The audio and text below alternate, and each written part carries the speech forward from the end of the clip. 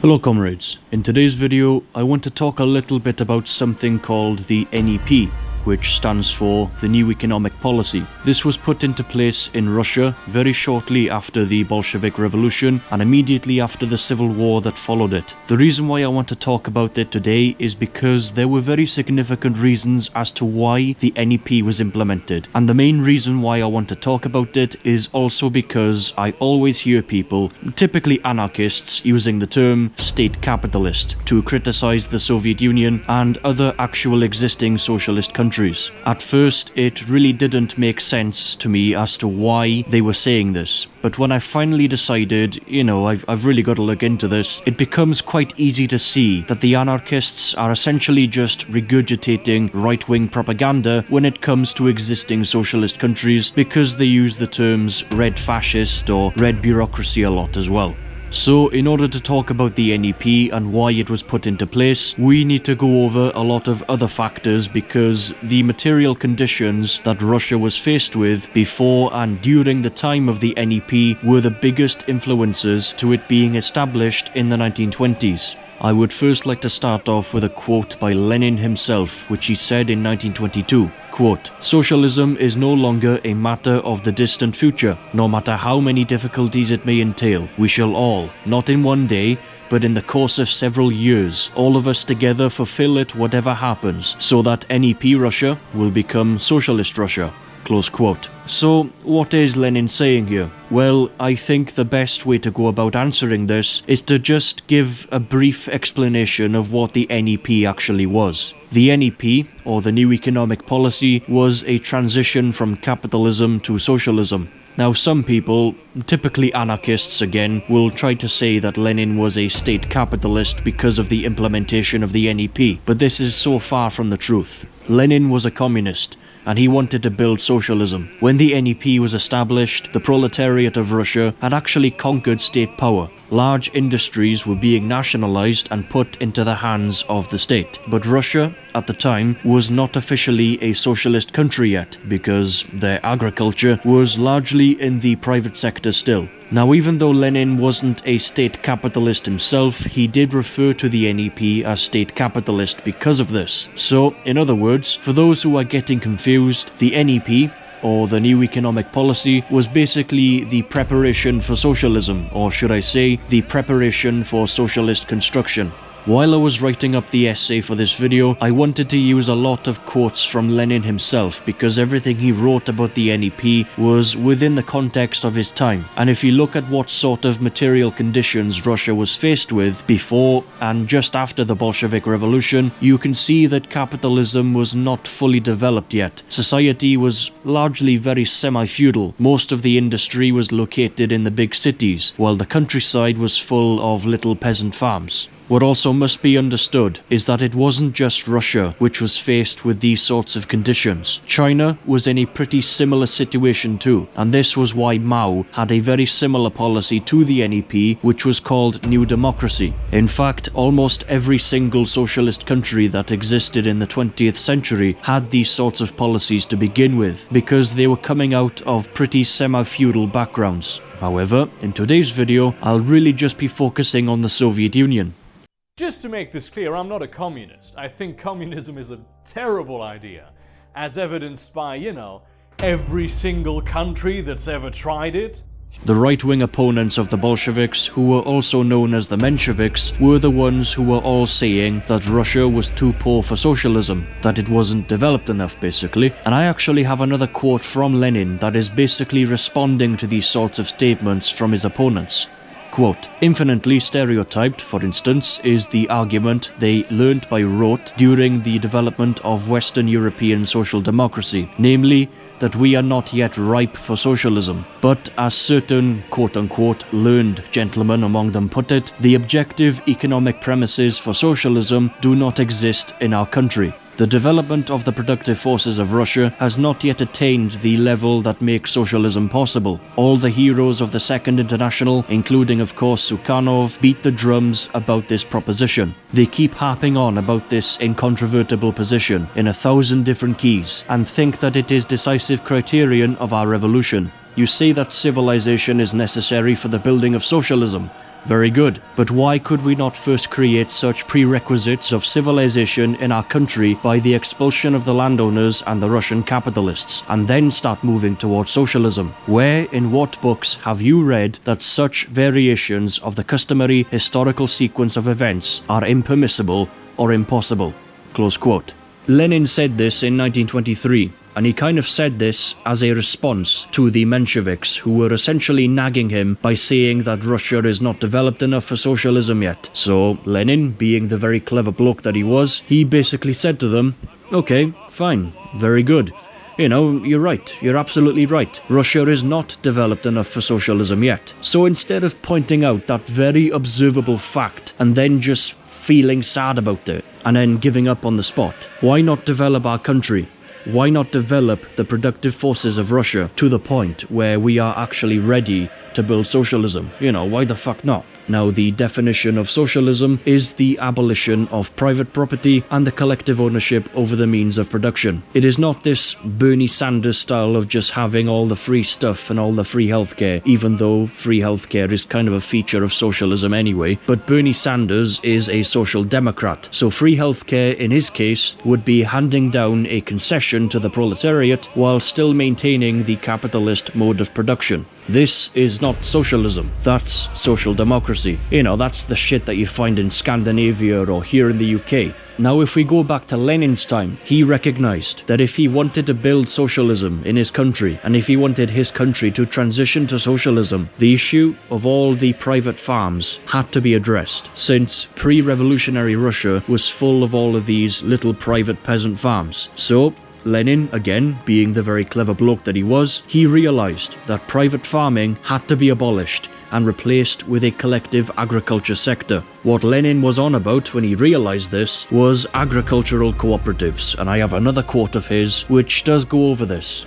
Quote, "As a matter of fact, the political power of the Soviet over all large-scale means of production, the power in the state in the hands of the proletariat, the alliance of this proletariat with the many millions of small and very small peasants, the assured leadership of the peasantry by the proletariat, etc., is not this all that is necessary in order from the cooperatives alone, which we formerly treated as huckstering, and which, from a certain aspect, we have the right to treat as such now, under the new economic policy? Is not this all that is necessary in order to build a complete socialist society? This is not yet the building of socialist society, but it is all that is necessary and sufficient for this building. There are plenty of key things to look out for in what I've just read there. First of all, the political power of the Soviet over all large-scale means of production. Secondly, the power of the state in the hands of the proletariat. And finally, cooperatives, so collective agriculture. So, Lenin is basically saying that with these three things, we can actually do something. We can prepare for the building of socialism, despite our country being so underdeveloped. Now, this is what Lenin was pointing out in 1923. This is also why it just pisses me off when typically anarchists, again, I know I'm really taking a shit on the anarchists in this video, but it is one of these reasons why it really pisses me off when typically anarchists, Trotskyists and other so-called leftists decide to shit on Stalin. Because if you compare these material conditions in 1923 to what it was like in 1928 when Stalin implemented the 5-year plans and managed to collectivize agriculture, unlike what Trotskyists like to claim about Stalin backstabbing Lenin and then citing the so-called Lenin's Testament, which was total bollocks and was actually faked. In reality, Stalin actually carried the torch for Lenin and kind of picked up from where Lenin left off, so to speak. Now once again, it's time for another quote by Lenin.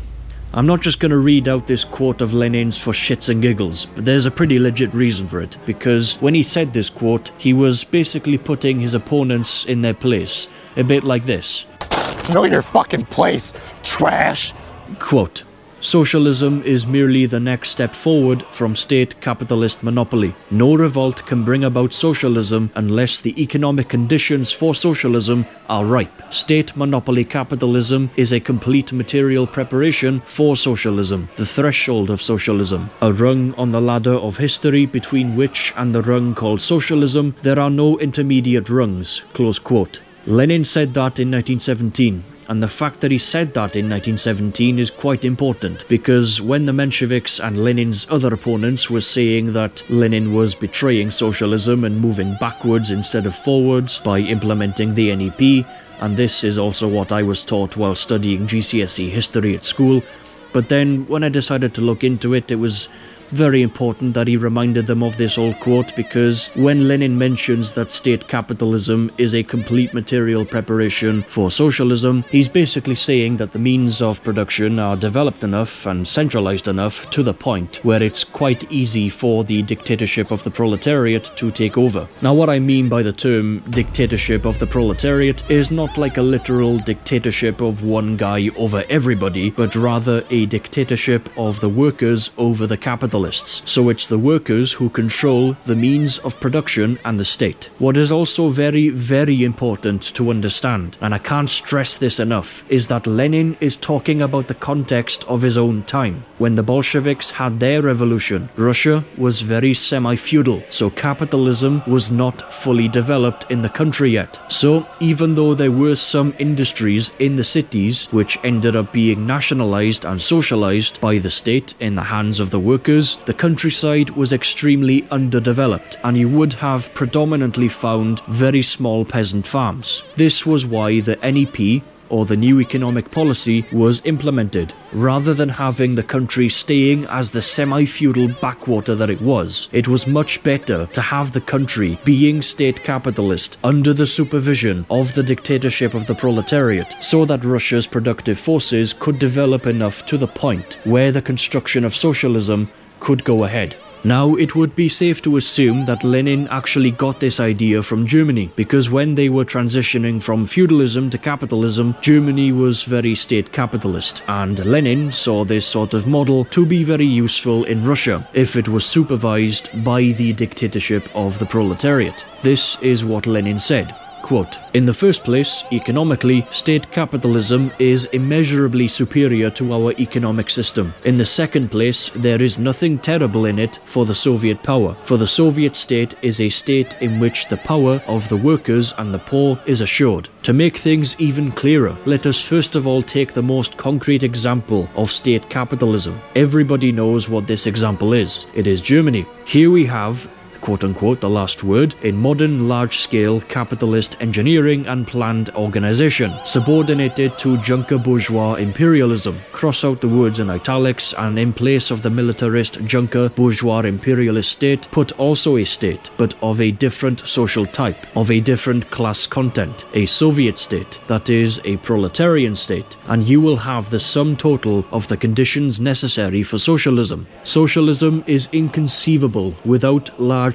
capitalist engineering based on the latest discoveries of modern science. It is inconceivable without planned state organization which keeps tens of millions of people to the strictest observance of a unified standard in production and distribution. We Marxists have always spoken of this, and it's not worthwhile wasting 2 seconds talking to people who do not understand even this.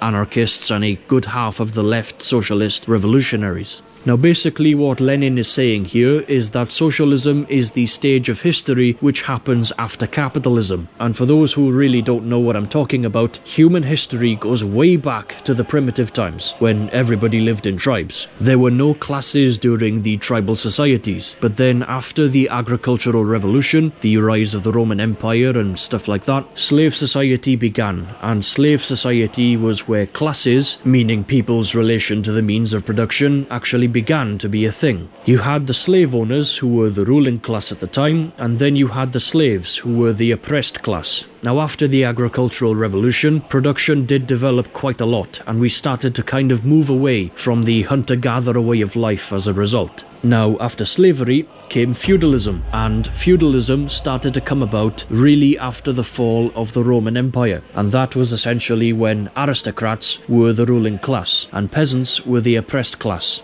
Capitalism then developed from feudalism, and aristocrats ended up being overthrown by capitalists, with an example of this being the French Revolution, where the French capitalists overthrew the monarchy. When feudalism was replaced by capitalism, production developed rapidly, which is why things like the Industrial Revolution happened. And as a result of the development of capitalism and the development of the capitalist class, the working class also develops and leads their own revolution to build a socialist society. This is what Marx and Engels began talking about in their works, and it's probably worth checking out to get more of a detailed explanation. But anyway, this is what Lenin is basically talking about in the quote that I've just read out. And this is pretty much the reason why Lenin is saying that you need to have capitalism first before you can have socialism, because you've got to have the productive forces to be developed enough to even consider building socialism. Now, as I have pointed out already, Lenin was writing this within the context of his own time. The state of Russia, when the Bolsheviks came to power, was nowhere near the stage to being ready for the construction of socialism.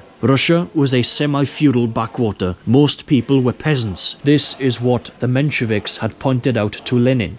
And yeah, okay, they were not wrong. Russia was not developed enough for socialism just yet. So, in that sort of situation, what do you do? The Mensheviks, so Lenin's right-wing opponents, they were basically suggesting that the aristocracy should be overthrown, capitalism should be introduced, and you should let the capitalists take over. So, like what happened in France and also what happened with Oliver Cromwell here in Britain when he overthrew the monarchy back in the 1640s.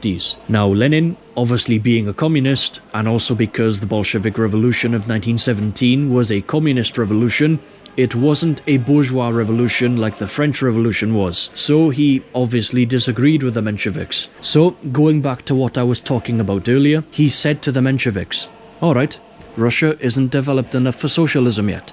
Okay, I get it. But," and here's the big revelation, folks, "why don't we go ahead and develop the country?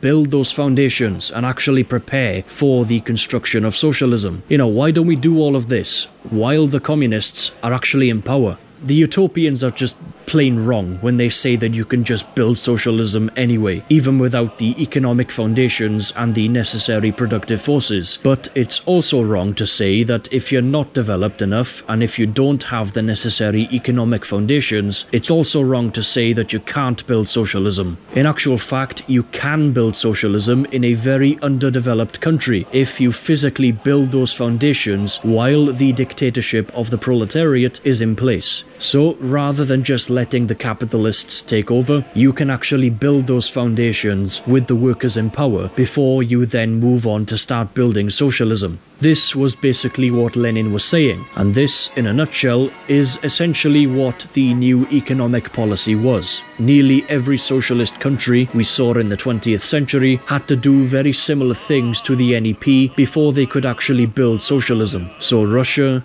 much of Eastern Europe, North Korea, China, Vietnam, they all had to have a form of state capitalism that was under the supervision of the dictatorship of the proletariat, so that they could develop and start building themselves up, so that they could move on to the very important task of building socialism. Marx and Engels even talked about this, and most of the time, when they talked about socialism, they really just applied it to the conditions of the industrialized capitalist countries, like the UK, France, the USA, etc. This is what brings me to something called the Worker-Peasant Alliance, and this was a pretty big part of the N.E.P. because most people in Russia, especially pre-revolutionary Russia, and also just after the Bolshevik Revolution, most people in the country were actually peasants, and many socialist countries during the 20th century had this Worker-Peasant Alliance when they were building their foundations. I did mention Marx and Engels literally just now, and they were actually asked about the peasant question, so here is a quote. "We, of course, are decidedly on the side of the small peasant. We shall do everything at all permissible to make his lot more bearable, to facilitate his transition to the cooperative should he decide to do so, and even to make it possible for him to remain on his small holding for a protracted length of time to think the matter over, should he still be unable to bring himself to this decision. We do this not only because we consider the small peasant living by his own labour as virtually belonging to us, but also in the direct interests of the party. The greater the number of peasants whom we can save from being actually hurled down into the proletariat, whom we can win to our side while they are still peasants, the more quickly and easily the social transformation will be accomplished. It will serve us naught to wait with this transformation until capitalist production has developed everywhere to its utmost consequences, until the last small handicraftsman and the last small peasant have fallen victim to large-scale capitalist production." Close quote. So what Marx and Engels have just said here is perfectly clear, and everything that Lenin did during his leadership was perfectly in line with this. The question that Marx, Engels and Lenin asked was basically, okay, so in countries that are not developed, that are not fully capitalist yet, why wait for capitalism to develop? Why should we let the peasants be wiped out by capitalism? Because, that's what happened when capitalism started developing. Why should we do all of that? Why should we let capitalism take over and develop? And why should we let the peasants be, wiped out? When communists could just take power as soon as possible, implement the dictatorship of the proletariat, and build those necessary foundations to prepare for the building of socialism instead. Why don't we do that instead? Now, the Mensheviks had the very dogmatist view that was very anti-Marxist, and even though Marx and Engels did say that the means of production should be nationalized, the Soviets encountered a little problem, and this problem that they came across was that it was just not possible to nationalize all the small-scale means of production because there were just so many small-scale peasant farms. This was why Lenin had to apply Marxism to the conditions of his country and tweak it only very slightly to match those conditions, because even though Marx and Engels themselves did talk about the worker-peasant alliance, that you didn't have to wait for the peasants to be wiped out by capitalism before building socialism, Marx and Engels also said that all means of production should be nationalized. So this was why Lenin came up with the idea of turning these small peasant farms into agricultural cooperatives to kind of help them transition to socialism. Basically, what this means was that all these small farms were pulled together, which was better because it got rid of the private production and it also implemented collective production, so more things were being produced as well. Here in the West, right now, we don't have these kinds of issues anymore, and the reason for this is because if you look at the present material conditions of the 21st century, especially here in the West, we are living in a highly developed stage of capitalism. In fact, we're living in the imperialist phase of capitalism, which is like the final boss level of capitalism. What does this mean? Well, for a start, it means that we have the necessary productive forces to be able to build socialism. We don't have peasants anymore, so we won't encounter any of these issues that Lenin, Mao, and any other people like that faced. And even though Marxism-Leninism is universally applicable, meaning that it can be applied anywhere in the world, and even though the socialist countries like the Soviet Union are a good example to learn from, I must stress that what happens here in the West, it's not going to be exactly like what happened in the Soviet Union. In a way, I would say that we're actually quite lucky that we've got this sort of head start which the Soviets didn't have. When we have a revolution here, because we're so developed and because we have the necessary productive forces, we will actually be ready to construct socialism. So we wouldn't really need to do anything like the N.E.P or any of these crazy drives for modernization. Now, I hope you found this video informative. I hope I haven't confused the fuck out of you, because this is a lot to take in. I found it to be quite difficult to understand when I first started looking into it, after learning the dogmatist and Menshevik perspective of the N.E.P in school. But I do hope that everything I've gone through has made some sense and has hopefully cleared up some misconceptions about the N.E.P and what it actually was.